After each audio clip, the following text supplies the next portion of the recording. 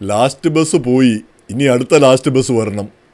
ഇത് നമ്മുടെ ഗായകൻ യേശുദാസ് 10-25 വർഷം മുമ്പ് ന്യൂയോർക്കിലൊരു പത്രസമ്മേളനം നടത്തുമ്പോൾ പറഞ്ഞൊരു തമാശയാണ്. വാസ്തവം പറഞ്ഞാൽ ഈ പ്രസിഡന്റ് ട്രംപ് നടത്തുന്ന അന്ത്യശാസനം കേൾക്കുമ്പോൾ ഈ ഒരു ഉപമ മനസ്സിൽ വരുന്നു. അന്ത്യശാസനം നടത്തുന്നു, വീണ്ടും അന്ത്യശാസനം വരുന്നു, ഇങ്ങനെ നിരന്തരം അന്ത്യശാസനങ്ങൾ വന്നുകൊണ്ടിരിക്കുന്നു. അപ്പോൾ ഇതിൽ ന്യൂയോർക്ക് ടൈംസും മറ്റും പറയുന്നത് ഈ അന്ത്യശാസനം കൊടുത്താൽ അതിനൊരു പ്രതികരണം ഇറാനിൽ നിന്ന് വരണമെങ്കിൽ അവിടെ നേതാക്കന്മാരില്ല. ഇനി ഉള്ള നേതാക്കന്മാർ കാര്യപ്പെട്ടവരെയെല്ലാം തട്ടിക്കളഞ്ഞു. ഇനി ബാക്കിയുള്ളവർക്ക് ഫോൺ എടുക്കാനോ അല്ലെങ്കിൽ ഇൻ്റർനെറ്റ് എടുക്കാനോ എന്തെങ്കിലും പറയാനോ ആരുമായിട്ടെങ്കിലും ബന്ധപ്പെടാനോ ഉള്ള ധൈര്യമില്ല. കാരണം പിന്നെ ഇസ്രായേലിൻ്റെ കയ്യിൽ അവരുടെ എല്ലാം വിവരമുണ്ട്, എപ്പോൾ വേണേലും തല പോകാം. ഫോൺ എടുത്തു കഴിഞ്ഞാൽ അവരുടെ ലൊക്കേഷൻ മനസ്സിലായി, അപ്പോഴേ അവരെ തട്ടിക്കളയാം. അപ്പോൾ അങ്ങനെ ആ ഭീതിയിലാണ് അവർ. അപ്പോൾ അവിടെ വയബിളായിട്ടുള്ളൊരു നേതൃത്വം ഇറാനിലില്ല എന്നുള്ളതാണ് ഇപ്പോഴത്തെ ഒരവസ്ഥ. കാര്യപ്പെട്ട നേതാക്കളെയെല്ലാം തട്ടിക്കളഞ്ഞു. അപ്പോൾ ബാക്കിയുള്ളവർക്ക് മിണ്ടാനുള്ള ധൈര്യവുമില്ല. ഇനി ഇപ്പോൾ ആകപ്പാടെ അവശേഷിക്കുന്നത് ഈ പാർലമെൻറ്റ് സ്പീക്കർ അദ്ദേഹത്തിൻ്റെ പേര് മുഹമ്മദ് ബാഗർ ഖലീബാഫ് എന്നാണ്. പിന്നെ അദ്ദേഹത്തെയാണ് പിന്നെ പ്രസിഡന്റ് ട്രംപ് അദ്ദേഹത്തോടാണ് ആവശ്യപ്പെടുന്നത്. പക്ഷേ അദ്ദേഹത്തിന് എത്രമാത്രം ശക്തിയുണ്ടെന്നും അദ്ദേഹം പറഞ്ഞാൽ എത്രമാത്രം പേര് കേൾക്കുമെന്നും ഒരു വ്യക്തതയുമില്ല. പുറം ലോകത്തിന് കാര്യമായിട്ട് അറിയുന്നില്ല. പ്രസിഡന്റ് ട്രംപ് ഈ ഹോർമൂസിൻ്റെ കാര്യത്തിലും ഖാർഗ് ഐലൻഡിൻ്റെ കാര്യത്തിലുമൊക്കെ പ്രസിഡന്റ് ഓരോ അൾട്ടിമേറ്റം കൊടുക്കുമ്പോഴും അതിനെല്ലാം എതിരായിട്ട് ഉള്ള പ്രതികരണമാണ് ഇറാനിൽ നിന്ന് പരസ്യമായി വരുന്നത്. രഹസ്യമായിട്ടുള്ള കാര്യം നമുക്ക് അറിഞ്ഞുകൂടാ. കാരണം പരസ്യമായിട്ട് വരുന്ന പിന്നെ അങ്ങനെ അല്ലാതെ അവർക്ക് പറയാനാവില്ലല്ലോ. അതേസമയം തന്നെ അവരുടെ മിസൈൽ ആക്രമണങ്ങൾ ഇല്ലാതാവുന്നില്ല. ഇപ്പോൾ തന്നെ കുവൈറ്റിൽ പിന്നെ ആക്രമിച്ചു. അവിടെ പിന്നെ ഈ വെള്ളത്തിൻ്റെ ഒരു പ്ലാന്റ്, വാട്ടർ പ്ലാന്റ്, അതിലാക്രമണം നടത്തി. അതിൽ ഒരു ഇന്ത്യക്കാരൻ മരിച്ചു, തമിഴ്നാട്ടിൽ നിന്നോ മറ്റുള്ള ഒരാൾ മരിച്ചു. അതുപോലെ തന്നെ ഇസ്രായേലിൻ്റെ ഹൈഫയിലുള്ള ഒരു പ്ലാന്റ്, അവിടെ ആക്രമണം നടത്തി.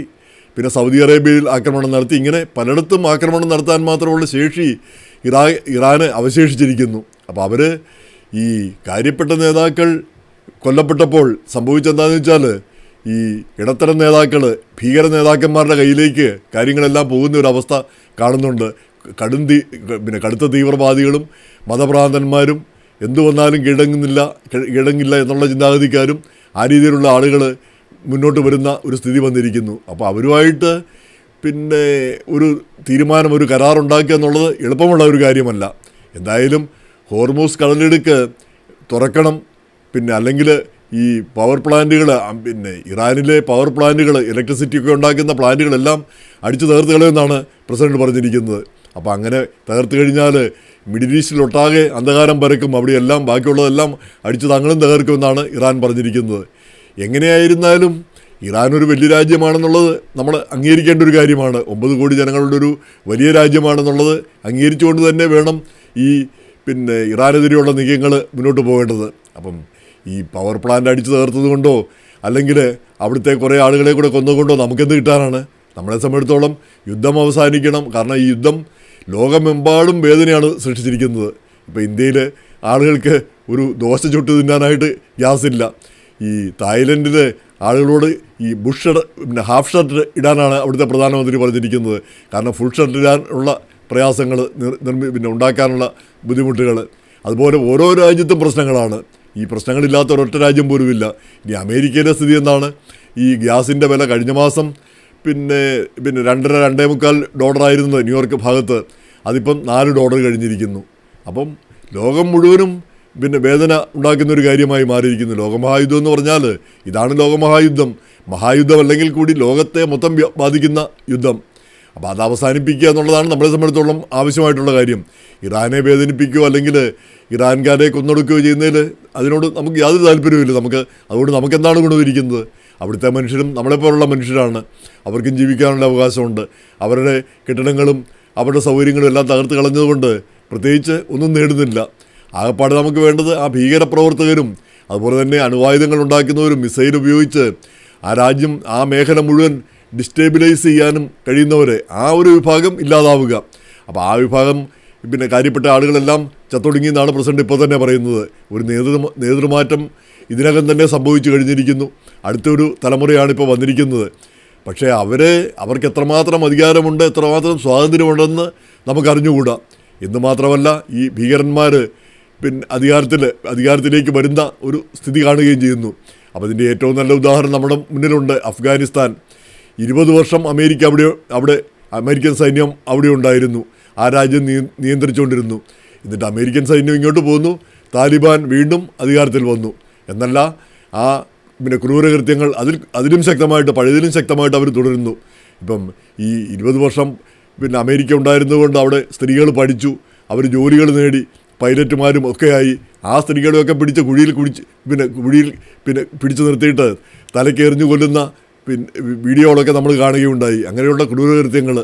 അപ്പോൾ ഇറാനിൽ ഒരു ഭരണമാറ്റം വന്നാൽ അത് ഭീകരന്മാരും ആ പഴയതിനേക്കാൾ വഷളായിട്ടുള്ളൊരു സ്ഥിതിയാണ് വരുന്നതെങ്കിൽ അത് ഖേദകരമായൊരു കാര്യമാണ്. അപ്പോൾ അങ്ങനെ വരാതിരിക്കാനുള്ള ശ്രമം തീർച്ചയായിട്ടും ഉണ്ടാവേണ്ടതുണ്ട്, അമേരിക്കയുടെ ഭാഗത്തു നിന്നും ഇസ്രായേലിൻ്റെ ഭാഗത്തു നിന്നും. അതേസമയം തന്നെ ഈ പേടിച്ചിട്ട് ഇറാനിലുള്ളവർക്ക് പുറം ലോകവുമായിട്ട് ബന്ധപ്പെടാൻ പറ്റുന്നില്ല, കമ്മ്യൂണിക്കേറ്റ് ചെയ്യാൻ പറ്റുന്നില്ല, ഒരു കാര്യവും ചെയ്യാൻ പറ്റുന്നില്ല എന്ന് പറഞ്ഞാൽ അതും ഒരു പ്രശ്നമുള്ള കാര്യമല്ലേ.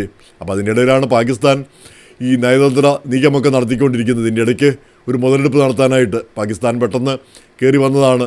ഈ ഓപ്പറേഷൻ സിന്ദൂറിന് ശേഷമാണ് പാകിസ്ഥാൻ അമേരിക്കയുമായിട്ട് ചങ്ങാത്തം കൂടുന്നത്. അപ്പോൾ എന്തായാലും അത് എത്ര കണ്ട് വിജയിച്ചു എന്ന് നമുക്ക് അറിഞ്ഞുകൂടാ. പാകിസ്ഥാനുമായിട്ടൊരു ബന്ധവും ഒരു ഏർപ്പാടും ഇല്ല എന്നാണ് ഇറാനിലെ ഒരു വിഭാഗം പറയുന്നത്. അപ്പോൾ ഇറാനിൽ ആര് പറയുന്നതാണ് വിശ്വസിക്കേണ്ടത്, എന്താണ് വിശ്വസിക്കേണ്ടത് എന്ന് നമുക്കറിയാത്തൊരു സ്ഥിതി വന്നിരിക്കുന്നു. അപ്പം നമ്മളെല്ലാം അലോസരപ്പെടുത്തുന്ന കാര്യം, അപ്പോൾ യുദ്ധം 30 ദിവസം കഴിഞ്ഞു. 4 to 6 വീക്കിൽ 4 മുതൽ 6 ആഴ്ച വരെ 6 ആഴ്ചയ്ക്കുള്ളിൽ യുദ്ധം തീരുമെന്നാണ് പ്രസിഡൻ്റൊക്കെ അവകാശപ്പെട്ടിരുന്നത്. അപ്പം 4 ആഴ്ച കഴിഞ്ഞു. അപ്പം ഇനി 2 ആഴ്ചയ്ക്കുള്ളിൽ യുദ്ധം തീരുമെന്നുള്ള രീതിയിലാണ് സെക്രട്ടറി ഓഫ് സ്റ്റേറ്റ് മാർക്കോ റൂബിയോയും ഈ വൈറ്റ് ഹൗസ് വക്താവ് കരോളിൻ ലീവിറ്റും ഒക്കെ പറയുന്നത്. അപ്പം 1-2 ആഴ്ച കൂടി ഇത് തുടരും എന്നുള്ള രീതിയിൽ. അപ്പോൾ ആ തുടർന്നതിന് ശേഷം, യുദ്ധം കഴിഞ്ഞതിന് ശേഷം എന്നുണ്ടാവും, അതാണ് നമ്മളെയൊക്കെ അലോസരപ്പെടുത്തുന്നത്. അഫ്ഗാന് സംഭവിച്ചത് ഇറാന് സംഭവിക്കുമോ? ഇതിനേക്കാൾ വറചട്ടിയിൽ നിന്ന് എരുതിയിലേക്ക് ആയിരിക്കുമോ ഇറാൻ പോകുന്നത്? ഇതിനേക്കാൾ തീവ്രന്മാരും ഇതിനേക്കാൾ ഭീകരന്മാരുമായിരിക്കും അവിടെ ഭരണം കൈയാളാൻ പോകുന്നത്. അവിടുത്തെ സ്വാതന്ത്ര്യവും അവിടുത്തെ ജനാധിപത്യവും അട്ടിമറിച്ച് എല്ലാം തകർക്കുന്ന ഒരവസ്ഥയായിരിക്കുമോ ഉണ്ടാകുന്നത്. അപ്പോൾ യുദ്ധത്തിന് ശേഷമുള്ളതും വളരെ പ്രധാനപ്പെട്ട കാര്യമാണ്. നമുക്കറിയാം, മഹാഭാരത യുദ്ധം കഴിഞ്ഞ് ആ ക്ഷീണിച്ച് കിടന്നുറങ്ങുന്ന പാണ്ഡവ പടയാളികൾക്കിടയിലേക്ക് അശ്വത്ഥമാവ് ചെന്നിട്ട് അവിടെയെല്ലാം തീ വെച്ച് അവിടെ മൊത്തം കൊല്ലുകയാണ് ചെയ്യുന്നത്. കൊന്നിട്ട് പിന്നെ ആ യുദ്ധം കഴിഞ്ഞപ്പോഴത്തേക്ക് അവശേഷിച്ചത് 5-6 പേര് മാത്രം. ഇത് കുട്ടിക്കൃഷ്ണമാരാരുടെ ഭാരത പര്യടനത്തിൻ്റെ പഴയ ഓർമ്മയിൽ പറയുന്നതാണ്. 5-6 പേര് മാത്രമാണ് അവശേഷിച്ചത്. അപ്പോൾ ഈ അശ്വത്ഥാമാവ് അങ്ങേര് അവരുടെ അദ്ദേഹത്തിൻ്റെ ആചാര്യൻ്റെ പേര് ഞാൻ പെട്ടെന്നങ്ങ് മറന്നു, അദ്ദേഹത്തിൻ്റെ പുത്രൻ. അപ്പോൾ അദ്ദേഹത്തെ ശപിച്ചു, 3000 വർഷം നീ പാമ്പായിട്ട് ഇഴഞ്ഞു നടക്കട്ടെ എന്ന്. അപ്പം കുട്ടിക്കൃഷ്ണമാരാർ പറഞ്ഞത്, ഈ 3000 വർഷം ഇപ്പോൾ കാലം കൂടാറായി. അത് ഒരിക്കൽ കൂടി അശ്വത്ഥമാവ് വന്നത് നമ്മൾ കണ്ടു. നാഗസാക്കിയിലും ഹിരോഷിമയിലും ഒക്കെ എല്ലാം തകർത്ത് മനുഷ്യരെ കൊന്നൊടുക്കുന്നത് എന്ന് പറയുന്ന പോലെ. അങ്ങനെയൊന്നും ഉണ്ടായില്ലെങ്കിൽ കൂടി ഈ ഇറാനിലും മറ്റും ഒരു മതഭീകരന്മാരും മതഭ്രാന്തന്മാരും വീണ്ടും അധികാരത്തിൽ വരുന്നത് സ്ഥിതിഗതികൾ പിന്നെയും വഷളാക്കുകയേ ചെയ്യുള്ളൂ. അപ്പം ഈ അധികാര കൈമാറ്റം വന്നുവെങ്കിലും അതിലൊരു ആശാവഹമായൊരു മാറ്റം, ജനാധിപത്യത്തിലേക്കും ഈ പുരോഗതിയിലേക്കുമുള്ളൊരു മാറ്റം ഉണ്ടായില്ലെങ്കിൽ ഇറാൻ പിന്നെയും പ്രശ്നം തന്നെ.